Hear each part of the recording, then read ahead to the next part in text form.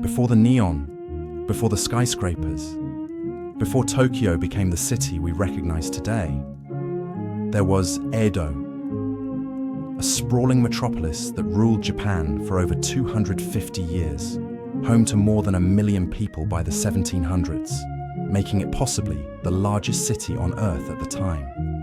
And we barely know what it looked like. No photographs exist, no film footage, just woodblock prints, written records, and archaeological fragments scattered across centuries. But now, using neural radiance fields and AI reconstruction, we can step back into that lost world and see Edo as it actually stood. In this series, I'm reconstructing the capital of Tokugawa, Japan, moving through its streets, markets, and sacred spaces exactly as they appeared in the 1600s. Let's start where power itself began, Edo Castle. This reconstruction comes from combining historical maps, surviving foundation stones, and detailed records kept by the shogunate itself. What you're seeing isn't speculation. It's built from measurements, architectural surveys, and eyewitness descriptions translated directly into three-dimensional space. The castle complex covered roughly 230 hectares, making it one of the largest fortress compounds ever constructed. For comparison, that's about twice the size of the Pentagon. But unlike Western castles designed purely for defense, Edo Castle functioned as the administrative heart of an entire nation. The shogun ruled from here, policy was written here, and every major lord in Japan was required to maintain a residence within the castle's outer districts, a system that kept potential rivals close and under constant watch. Notice the layered defense system. Multiple rings of walls and moats, each one forcing attackers into narrow passages where they'd be exposed from above. The outer moat alone stretched 16 kilometers around the perimeter. Some sections of it still exist in modern Tokyo, hidden beneath highways and office buildings. At the center stood the main keep, the Tenshu, rising 5 stories above the inner bailey. Contemporary records describe it as the tallest structure in the city, visible for miles in every direction. Gold leaf decoration covered the upper floors, catching sunlight and announcing the shogun's presence to everyone below. But here's what most people miss. The Tenshu wasn't just symbolic. The top floor served as an observation post with sightlines across the entire Kanto plain. Guards stationed there could spot approaching armies days before they reached the city. Military function disguised as architectural grandeur. The keep burned down in 1657 during the Great Mereki Fire and was never rebuilt. For the remaining 200 years of the shogunate, Edo Castle had no central tower.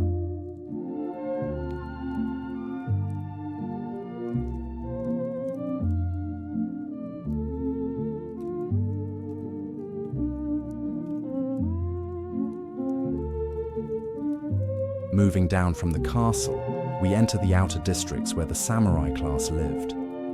This area alone housed over 500,000 people. Row after row of wooden residences, each one built to strict regulations that reinforced social hierarchy through architecture itself.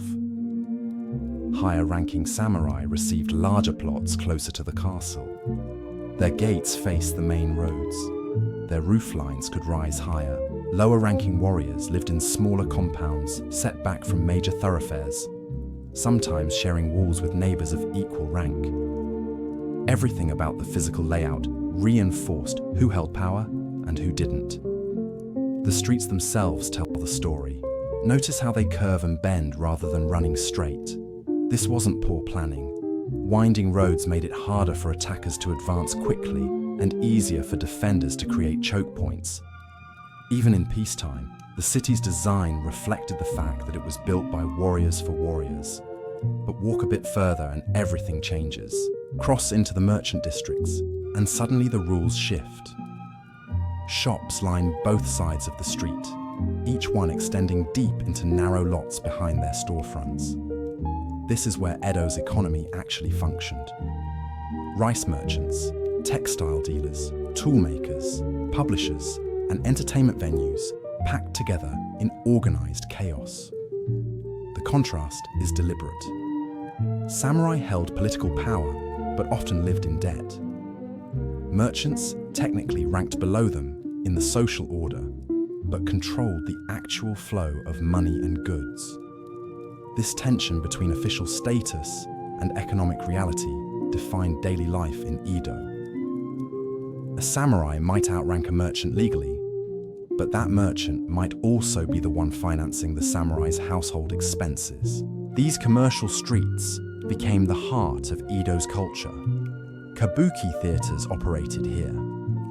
Woodblock print shops sold images that shaped how people understood their world. Pleasure districts offered entertainment that technically violated shogunate regulations, but were tolerated because they kept the population content. The city worked because these different worlds coexisted. Military power centered in the castle. Administrative control spread through the samurai districts. Economic energy concentrated in the merchant quarters. And just beyond them, something else entirely. Temples and shrines that predated the shogunate and would outlast it. That's where we're going next. To the sacred spaces that anchored Edo spiritually, while everything else shifted around them. Sensoji Temple rises in Asakusa, its massive gate and pagoda dominating the eastern districts. Founded in 628 CE, over 9 centuries before the Tokugawa even arrived, this Buddhist temple complex existed long before Edo became a city. The shogunate couldn't claim it. They could only acknowledge its authority. Walk through the Kaminarimon Gate, and you're entering space that operates under different rules. The giant red lantern hanging above weighs 700 kilograms. Thunder and wind gods carved into the gate's sides watch everyone who passes beneath. This isn't decoration. It's a statement about power that predates politics. The approach to the main hall stretches 250 meters through Nakamize, a covered shopping street where vendors have sold religious items, sweets, and souvenirs for over 3 centuries. Same families, same locations, generation after generation. While samurai clans rose and fell, these merchant families maintained their positions through sheer economic persistence. At the end of that street stands the main hall where people came to pray, make offerings, and seek blessings from Kannon, the Buddhist deity of mercy. On any given day, thousands of people moved through this space. Samurai, merchants, laborers. Social distinctions that mattered everywhere else dissolved here. Everyone bowed the same way. Everyone breathed the same incense smoke. But here's what makes this interesting. The temple didn't exist in isolation. Right across the Sumida River, barely visible from Sensoji's grounds, the pleasure districts of Yoshiwara operated under completely different principles. Sacred and profane, separated by water, but connected by the same population moving between them. Let's cross that river and see what that actually looked like.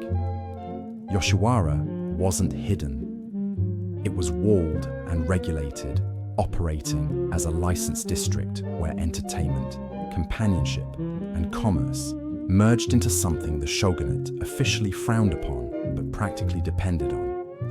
The district relocated here in 1657 after fire destroyed its original location, and this new Yoshiwara became one of Edo's most economically significant areas. The main gate, the Omon, controlled all access, one way in, one way out. Inside, the streets followed a grid pattern completely unlike the winding roads elsewhere in Edo. This was planned space, organized for efficiency and control. The main boulevard, Nakanocho, ran straight down the center, with tea houses, restaurants, and establishments lining both sides. Courtesans of different ranks worked here, each one operating within strict hierarchies that mirrored samurai society. The highest-ranking Oiran lived in luxury that exceeded what most samurai could afford. Their kimonos cost more than a warrior's annual stipend. Their education in poetry, music, and conversation surpassed what many nobles received. They held genuine power through cultural influence and economic control. Lower ranks worked under harsher conditions, but even they participated in an economy that moved staggering amounts of money. Merchants came here to network. Artists came to observe. Writers came for inspiration. The district produced culture as much as it sold entertainment. Here's the tension that defined Edo. The shogunate officially promoted Confucian values: hierarchy, duty, restraint. But they also needed economic growth, population stability, and cultural production. Yoshiwara provided all three while technically violating the first. So it existed in this strange state of being simultaneously illegal and indispensable.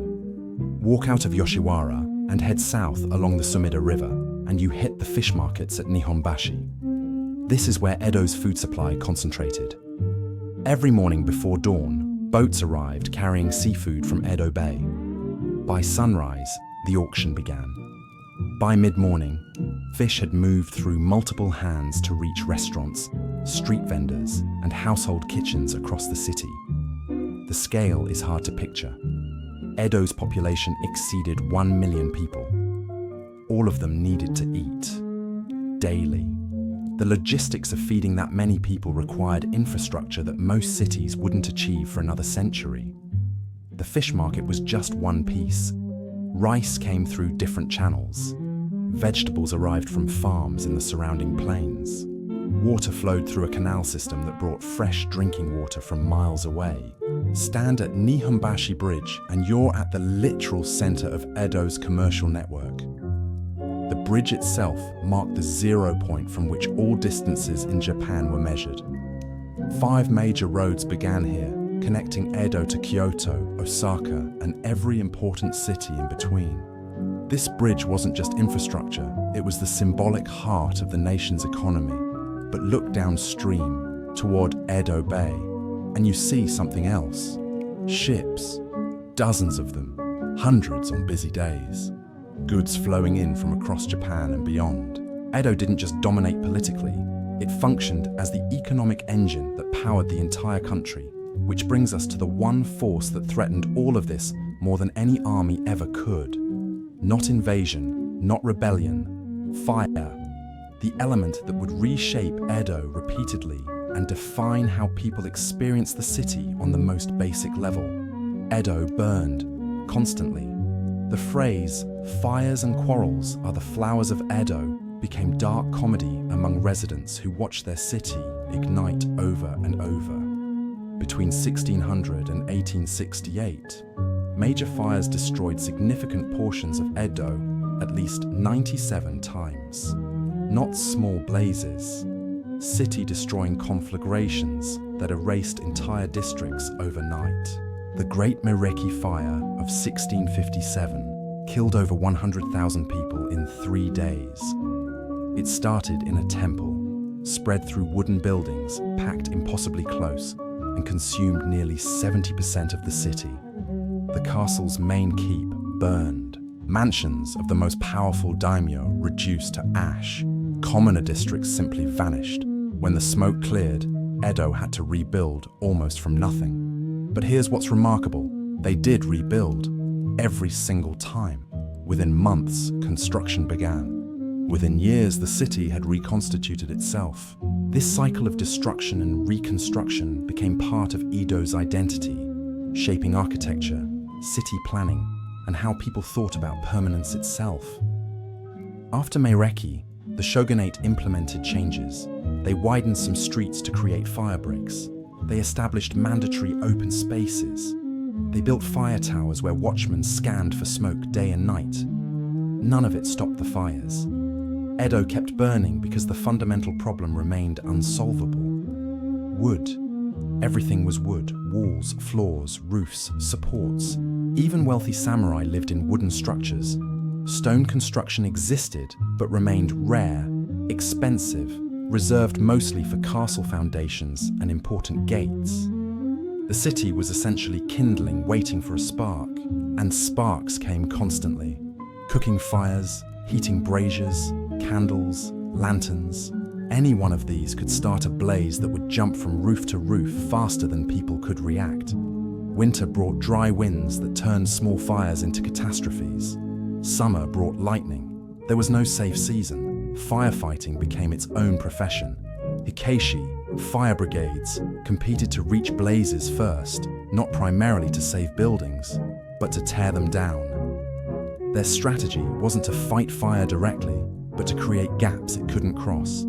They'd identify which structures to sacrifice, demolish them with hooks and ropes, and hope the firebreak held. Sometimes it worked, often it didn't. Living in Edo meant accepting impermanence as fundamental reality. You didn't build for your grandchildren. You built knowing it might burn next year. Possessions remain minimal not just by philosophy, but by necessity.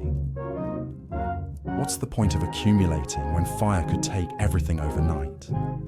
This shaped Japanese aesthetics in ways that are still visible today. The appreciation for transient beauty, for things that don't last, partly emerged from a city that kept proving nothing lasts.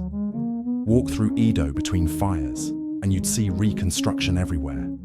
Carpenters working on multiple sites simultaneously, lumber arriving by boat, neighborhoods rising from ash with slight variations, but following the same basic patterns. The city rebuilt itself so many times that construction became perpetual background noise, which raises an interesting question about what we've been looking at this entire time. These images, these reconstructions, they show Edo at specific frozen moments. But Edo never stayed frozen. It existed in constant flux, burning and rebuilding, expanding and contracting, with different districts rising and falling in importance. The Edo we've explored, this massive organized capital, only truly solidified in the 1700s. Before that, it was still forming. After that, it kept changing. By the time we reach the 1850s, foreign ships appear in the bay, demanding trade. The entire system that created this city begins cracking. Within 15 years, the shogunate collapses. The emperor moves from Kyoto to Edo. The city gets renamed Tokyo. Everything transforms. But something persisted through all of it. The layout, the castle at the center, the spiraling roads, the mixture of rigid hierarchy and chaotic energy. Modern Tokyo still follows the patterns Edo established. You can walk streets today that curve exactly as they did in 1750, even though every single building along them has been replaced multiple times. That's what made Edo remarkable. Not that it stood unchanging for centuries, but that it maintained identity through constant destruction and renewal. The city existed less as a physical place and more as a set of relationships, hierarchies, and patterns that could be reconstructed after each fire. Stand in modern Tokyo and look around. The skyscrapers, the trains, the digital screens, none of that existed in Edo. But the energy did. The density, the organization, the way millions of people coordinate daily life in compressed space. That came from Edo. The contemporary city inherited something essential from the wooden capital that kept burning and rebuilding itself into existence. We've moved through this lost city, seen how it functioned, understood the systems that sustained it, but Edo never stopped moving. It burned, rebuilt, adapted, and eventually transformed into something entirely different, while somehow remaining itself. The city that existed in constant impermanence created patterns that proved permanent after all. Edo disappeared. The shogunate fell. The emperor arrived. The name changed. But walk through Tokyo today, and you're still walking through Edo's bones. The patterns outlasted the buildings. The energy survived the transformation. What we've reconstructed here wasn't just a city frozen in time. It was a system of living that proved more durable than wood, more permanent than stone, resilient enough to burn 97 times and still define how millions of people organize their lives centuries later.